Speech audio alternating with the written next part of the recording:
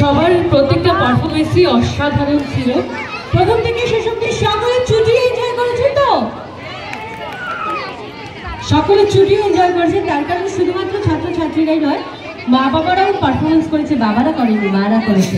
এই সংসার সামনে প্রত্যেকটা মাকে স্যালুট, প্রত্যেকটা মা এইভাবেই তার সন্তানদেরকে নিয়ে ছুটি আনন্দ করুন। এবং বাবারা ওম ডান্স একাডেমির হাত ধরে আজকের এই সমগ্র অনুষ্ঠানে যারা উপস্থিত ছিলেন তাদের প্রত্যেককে আমরা অন্তর থেকে ধন্যবাদ জানাই ওম ডান্স একাডেমির পক্ষ থেকে, এবং যারা এতক্ষণ ধরে আমাদের সাথে সহযোগিতা করলেন, আমার সাথে এতক্ষণ ধরে সুমলদা ছিল সমস্ত কিছু নিয়ে, মঞ্চসজ্জা, আলোকসজ্জা, সবকিছুতেই সুমলদা ছিল এবং তার